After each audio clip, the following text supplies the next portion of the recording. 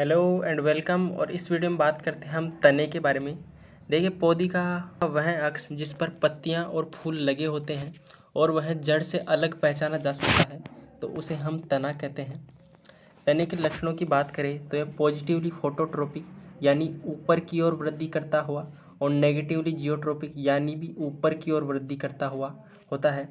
यह सामान्य रूप से सीधा होता है, लेकिन कभी कभी यह भूमिगत यानी अंडरग्राउंड, रिड्यूस यानी कम जगह में फैला हुआ और क्रीपिंग यानी रेंगता हुआ भी हो सकता है। और इसका मुख्य लक्षण यह है कि इस पर नोड और इंटरनोड उपस्थित होते हैं। देखिए, कोई भी तना होता है उसके ऊपर जो गांठ वाला हिस्सा होता है उसे हम नोड कहते हैं यानी पर्व संधि, और जो दो गांठों के बीच का हिस्सा होता है उसे हम इंटरनोड यानी पर्व कहते हैं। और इसी नोड पर पत्तियां और कलिकाओं का विकास होता है। यह इसका मुख्य लक्षण है।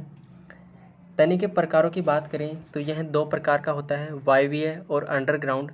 देखिए, जो तने बिल्कुल पूरी तरह से हवा में रहते हैं, जैसे आपने आम, नीम, बरगद का पेड़ देखा होगा, उनके तने को वायवीय तना कहते हैं।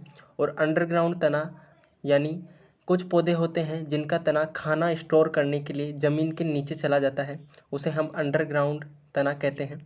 इसमें आते हैं हमारे आलू, लहसुन, प्याज, अदरक आदि। अब हम एक एक करके इनका अध्ययन करते हैं। देखिए, ट्यूबर यानी होता है कंद, हिंदी में कहते हैं। इसका जो भाग होता है वह फूला हुआ होता है, तने वाला हिस्सा, और इसके ऊपर और साइड में बड लगी होती हैं जो तने का लक्षण है। इन्हीं बड से आगे चलकर नई शाखाओं का विकास होता है, नए पौधे का विकास होता है। इसी कारण आलू को हम तने की श्रेणी में रखते हैं। कंद के और उदाहरण इस प्रकार हैं। दूसरे प्रकार के पौधे हैं राइजोम यानी परकंद।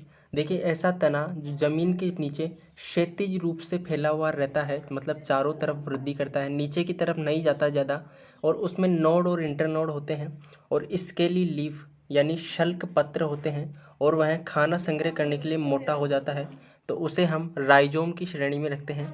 अदरक और हल्दी इसके उदाहरण हैं। ये जो जहाँ से कलिकाएं निकली हुई है, यह इसका नोड वाला हिस्सा है जिससे आगे यह वृद्धि करता है, और फूला हुआ है, ये तो आपको दिख ही दे रहा है।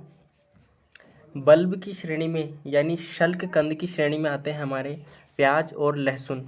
देखिए, इनमें क्या होता है, तना थोड़े से भाग में सिमट कर रह जाता है, होते ये अंडरग्राउंड ही है, और फ्लैशी यानी मांसल होते हैं, और इनकी पत्तियां भी फूली हुई होती हैं। देखिए, प्याज में जो खाने वाला हिस्सा होता है वो इसकी पत्तियां होती है, और इसकी पत्तियां रही ये, और इसका जो जड़ है वो आपको ये छोटे छोटे फाइबर दिख रहे होंगे, ये होती हैं। और इसका तने का हिस्सा है वो छोटे से भाग में सिमट कर रह जाता है, इसलिए इसे रिड्यूस स्टेम भी कहते हैं, यानी थोड़ी जगह में फैला हुआ तना। इसके बाद हम पढ़ते हैं फिल्लोक्लेड और क्लेडोड।